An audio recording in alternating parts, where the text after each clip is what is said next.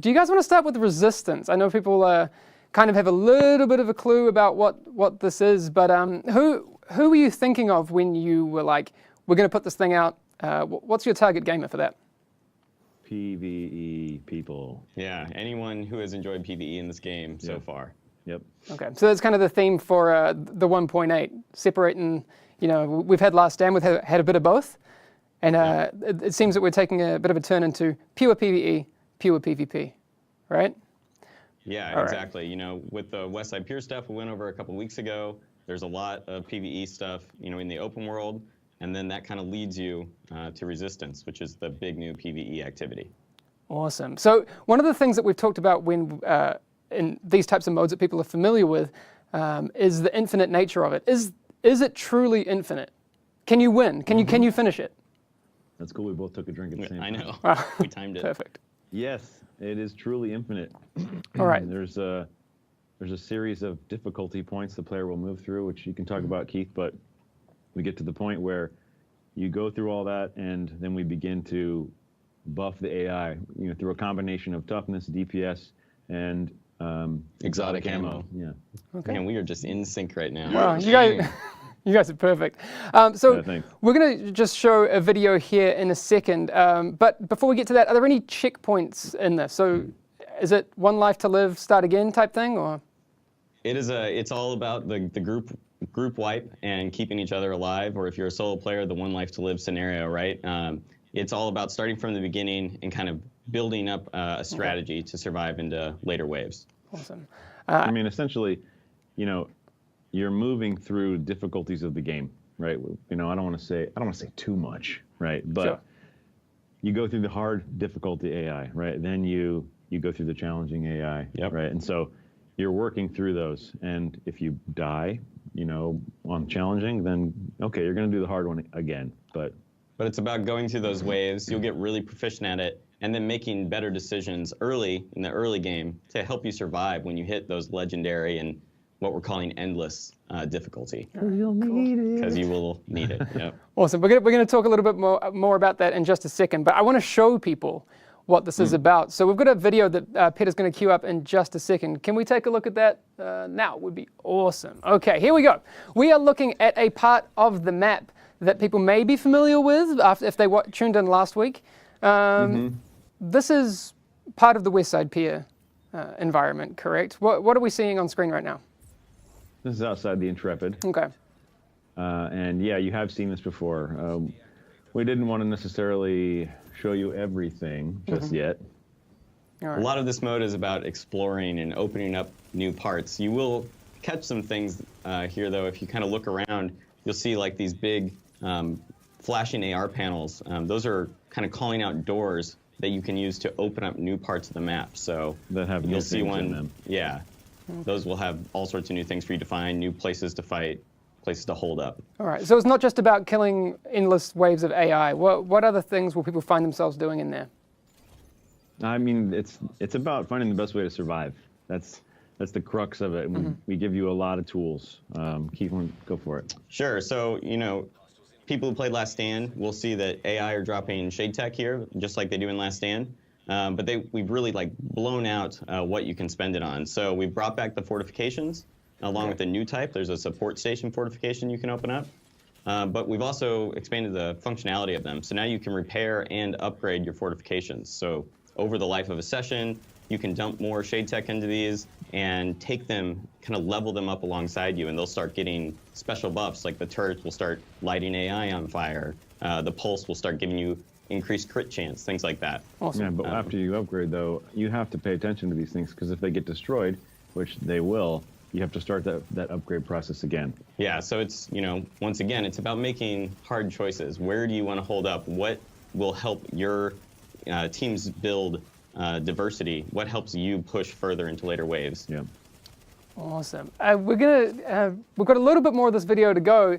They're looking at a boss wave right now. I saw another wave in there as well, which was, I think, a critical wave. How do those differ from the regular ones? Yeah, so there's a number of these special waves, and there's some cadence to this. So you'll start to sort of get familiar, but then there's a lot of kind of a a little bit of randomness to keep you on your toes. So every 5 waves, you'll hit a boss wave. And that's how it's going to go up on the PTS, and we'll keep iterating based on feedback. But every 5 waves, you hit this boss wave. The bosses drop loot like they do in the open world, but it's also kind of like a milestone for you. So when you beat the boss wave, you'll see here, that's kind of a little mini mission complete. So you can never truly win this mode, but there are these moments where it's like, we did it. We pushed further than we've ever got before, and you're rewarded for that. Right. So is it fair to say and that? Sorry, you go. Oh, no. What were you going to say? I was just going to say, is it fair to say that while there are no life checkpoints, there's kind of loot checkpoints? Is that loot that you get from the bosses safe? Yeah, the loot that you get from the bosses, those are like the in-world drops are all personal to each player, but you're also going to get, like you just saw there, the direct-to-inventory rewards, and he got a resistance cache tier 1.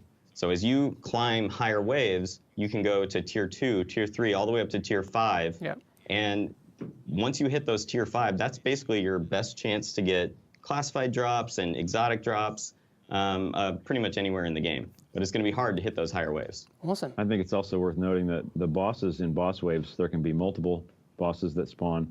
And as we've mentioned before on, I think, various sources, you're going to see bosses from main missions that spawn. They'll have a chance to, Pharaoh will roll in there with his homies, and that's awesome. And Luray will be there, and they'll drop their loot. So you'll have an opportunity to get these things that I just never have the opportunity to seemingly get, even though I've farmed Luray a billion times.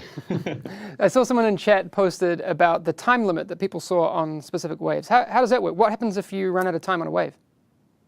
So a lot of these waves, like the critical objectives, will have timers, and also the bosses have timers. They test different things. The critical objective is kind of testing you, kind of moving through the map and completing some objective. The boss is kind of a race for you to kill that boss, or how many bosses there are in the map at that time. And if you fail that, that's a party wipe. So it's all about kind of getting prepared for those moments. Yeah, DPS check. Hey, I think it's worth noting too that you can't just dogpile on the boss, or there's going to be, the what do you call them? The word I'm looking for is the ads. How about let's just go gamey? Sure. They're going to continue to spawn. So it's not like, all right, just let the boss walk around because it's Joe Pharaoh and he's slow as hell, right? Yeah. It's, that's cool. His support is going to continue to spawn, and not until you kill him will you have the opportunity to clear it. So it's about coordination and checking your DPS and strategy. Yeah, and just like everything else in Resistance, okay, wave 5, we're going to hit a boss. You don't know what that boss is going to be. You don't know what the ads that are going to support him are going to be, or where you're going to have that fight. So it's really about kind of keeping on your toes. Yeah. Have you guys had any, in your testing experience, any brutal combinations that have shown up that you were like, wow, okay. All right. Yeah, there's some new bosses in here as well that people will find. Some bosses that like to deal out a little bit of shock. Oh man! And I had the shock boss with some shock turrets. That was a pretty brutal combination. But those are the types of things we'll be tuning over the PTS. Yeah, and the shock drones. Shock drones. Yeah. Nice. Just for a little bit of context, when you guys have been playing through it and stuff, what's the furthest you've gotten? Because if you're saying that there's difficulties hard, challenging, legendary, that would be up to what, wave 15? And then it starts the next difficulty scaling after that, right? Once you hit 15, you've essentially cleared the legendary difficulty. And again, we're still changing these values, and you'll try it on the PTS, and we'll get feedback on that. But right now, it's once you clear wave 15, you've passed legendary, and we start buffing the AI. And it's very clear what buffs they have. So you'll know what you're fighting. Okay. Can you also play this mode solo for people who maybe want to do it with solo or smaller groups? What's the deal there? Hell yeah. Yeah, absolutely. Yes. I actually think a lot of people will want to play it solo, and it's a real test of your own build, and you can still push pretty far. Yeah, you just better have the right build. Yep. Okay, cool. Can we just go back to rewards for a second? You talked about how every 5 there's a boss, every 5 waves who gets loot. When you end a resistance cache we saw earlier will drop. How are those scaled? So right now the way we kind of have it set up is that each 10 waves kind of pushes you into a new rewards tier, right? So you can go all the way to wave 50. We have never hit wave 50, but I'm sure someone's going to do will. it. Is that a challenge? Is that confirmed? It'll be like a day 1 thing, and then we'll have to tune in to make it harder. We're going to have to track world firsts on that for sure. Yeah. But once you hit wave 50, you're kind of in this like resistance cache tier 5, and each different cache has a kind of a better and better loot table. So this this means you're going to be able to get the exotics and classifieds from everything in the whole pool, and it'll keep kind of narrowing down. And that includes some of all the new exotics we're adding. What? Oh, I thought you were just going to brush over that one. Just a casual new exotics. Just like, oh, by the way, the new exotics. Yeah. New exotics.